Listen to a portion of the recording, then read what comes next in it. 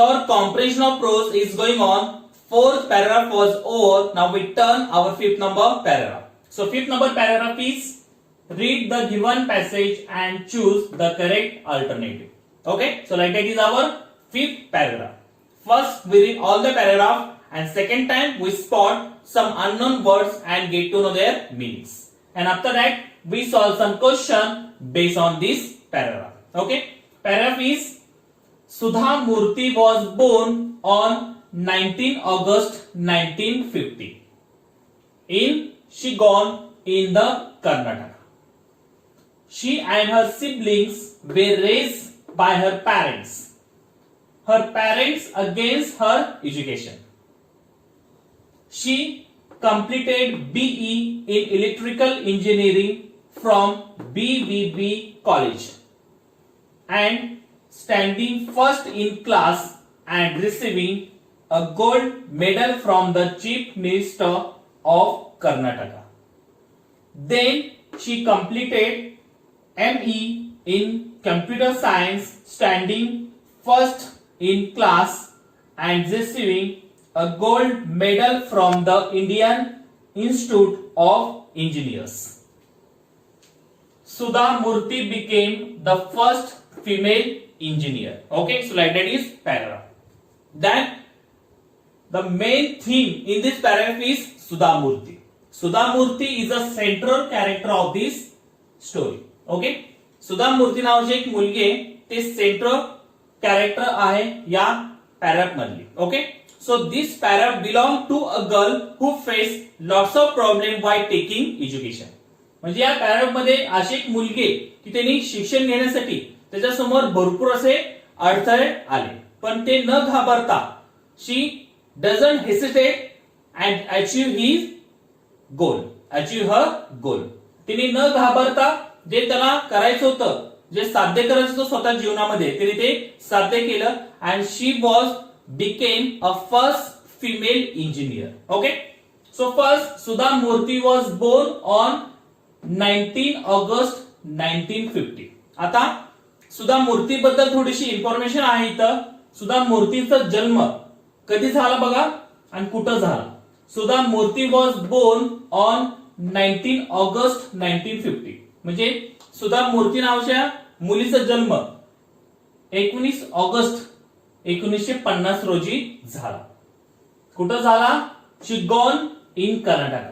शिगॉन हे गाव आहे कर्नाटक राज्यामधलं, तिथे त्यांचा जन्म झाला. She and her siblings were raised by her parents. Okay, raised. So she and her siblings. She म्हणजे सुधा मूर्ती and sibling म्हणजे त्यांचे भावंडे. स्वतः सुधा मूर्ती आणि त्यांच्या भावंडांनी स्वतःच्या पालकांविरोधात आवाज उठवला. रेज म्हणजे आवाज उठवणे, पॅरेंट्स म्हणजे पालक. स्वतःच्या पालकांविरोधात त्यांनी आवाज उठवला. का आवाज उठवला असेल? हर पॅरेंट्स अगेन्स्ट हर एज्युकेशन. कारण त्यांचे पालक त्यांच्या शिक्षणाविरोधात होते, म्हणजे मुलीनं शिक्षण घेऊ नये असे त्यांच्या पालकांना वाटत होतं, म्हणून त्यांनी स्वतःच्या पालकांविरोधात आवाज उठवला. She completed BE in electrical engineering.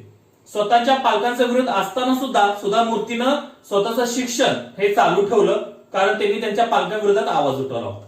So first she completed BE in electrical engineering. Sudha मूर्तीने पहिलं बीई इलेक्ट्रिकल इंजिनिअरिंग मध्ये त्यांनी कम्प्लीट केलं. आणि कुठल्या कॉलेजमध्ये कम्प्लीट केलं त्यांनी? बीव्हीबी कॉलेज. ओके, बीई त्यांनी बीव्हीबी या कॉलेजमध्ये कम्प्लीट केलं. And standing first in class. आणि नुसतं कम्प्लीट न करता ते वर्गामधले सगळ्यात पहिलं त्यांनी मान मिळवला. So she was standing first in class. त्यांनी पूर्ण शाळेमध्ये फर्स्ट आले. And receiving a gold medal from the chief minister of Karnataka. जेव्हा ते फर्स्ट आले क्लासमध्ये तेव्हा त्यांना गोल्ड मेडल भेटलं. आणि ते गोल्ड मेडल पुन्हा थ्रो भेटलं, तर ते गोल्ड मेडल त्यांना चीफ मिनिस्टर ऑफ कर्नाटका यांच्याकडून त्यांना गोल्ड मेडल देण्यात आलं. Chief minister of Karnataka. Then she completed ME in computer science. B नंतर त्यांनी ME हे डिग्री घेतली आणि ते डिग्री त्यांनी कम्प्युटर सायन्स मधनं पूर्ण केली. Okay, so ME in computer science standing first in her class. आणि जसं बीई मध्ये ते फर्स्ट आले होते तसं ME या डिग्री मध्ये सुद्धा ते वर्गामध्ये पहिलं होते. Her first in class and receiving a gold medal from the Indian Institute of Engineers. आणि इंडियन इन्स्टिट्यूट ऑफ इंजिनिअरिंग यांच्याकडून त्यांना गोल्ड मेडल सुद्धा देण्यात आलं. जसं त्यांनी बीई मध्ये फर्स्ट येऊन gold medal Karnataka of chief minister म्हणजे कर्नाटकचे चीफ मिनिस्टर होते त्यांच्याकडून त्यांनी गोल्ड मेडल मिळवला आणि तसंच सेम त्यांनी एमई मध्ये सुद्धा त्यांनी गोल्ड मेडल मिळवला आणि ते मिळवलं त्यांनी इंडियन इन्स्टिट्यूट ऑफ इंजिनियर्स यांच्याकडून. ओके, सो लास्ट सुधा मूर्ती became the first female engineer. म्हणजे सुधा मूर्ती ही व्यक्ती महिलांमधली सगळ्यात पहिली अशी महिला आहे की त्यांनी इंजिनियर म्हणून त्यांनी मान मिळवला. Okay, so this para belong to Sudha Murthy. He was a very brave girl and he faced lots of problems while taking education and achieved his goals. Okay, so like that is paragraph. That downside there's some question based on this paragraph. Now we solve it. So first question is where did Sudha Murthy born? Okay, where did म्हणजे सुधा मूर्तींचा जन्म कुठे झाला होता. So one number Maharashtra, second number Karnataka, third number Rajasthan and fourth number Delhi. So where did Sudha Murthy born? So look in the paragraph. Sudha Murthy was born on 19 August 1950 in Chigon in the Karnataka. म्हणजे कर्नाटका या राज्यामध्ये त्यांचा जन्म झाला. So one number Maharashtra, no. Second number Karnataka. Okay. So he is born in Karnataka. Then second number question. Sudha Murthy raised her voice against daughter. त्यांनी कोणाच्या विरोधात आवाज उठवला होता. सुधा मूर्ती रेज हर व्हॉइस अगेन्स्ट. त्यांनी सुधा मूर्ती यांनी कोणाविरोधात आवाज उठवला होता. So number 1 parents, second number relative, third number teachers and fourth number society. Parents म्हणजे पालकांविरोधात होता का? रिलेटिव्ह जे त्यांच्या नातेवाईक होते त्यांच्या विरोधात उठवला होता का? टीचर्स म्हणजे जे शिक्षकाविरोधात उठवला होता का? या सोसायटी या त्यांनी समाजाच्या विरोधात आवाज उठवला होता. तर त्यांनी कोणाविरोधात आवाज उठवला होता? Look in the paragraph. She and her siblings were raise by her parents. म्हणजे त्यांनी स्वतःच्या पालकांविरोधातच आवाज उठवला होता कारण त्यांचे पालक हे त्यांच्या शिक्षणाच्या विरोधात होते. Okay, so where is the option their parents? 1 number.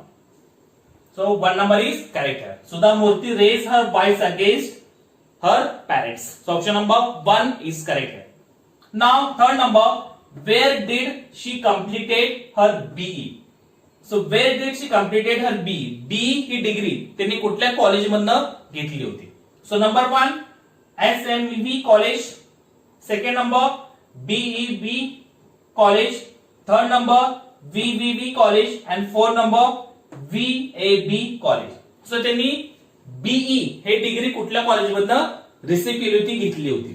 So look in the paragraph. Sudha Murthy was born on 19 August 1950 in Shigon in Karnataka. She and her siblings were raised by her parents. Her parents against her education. She completed BE. Okay, BE in electrical engineering from the BVB college. So which college she completed? BVB college. So where is the BVB college? Option number 1, no. Second is there. So option number 2, BVB college. So she completed her BE in BVB college. So option number 2 is correct here. So like that question we solve it. So our fifth paragraph is over. If you solve like that paragraph, you can solve all the question based on comprehensive prose very easily. So everyone learn when you solving the question of prose comprehension, you have to know the meaning of the words. If you know the meaning of the words, you can solve all the question based on comprehension is very easily. So everyone learn all the paragraph first, then recognize some new words. If you know the new words, you can solve and you can grab the main theme of the paragraph. And you can solve all the question based on comprehension of prose is very easily. So everyone learn all the new words, their meanings and their words. Okay. Thank you very much.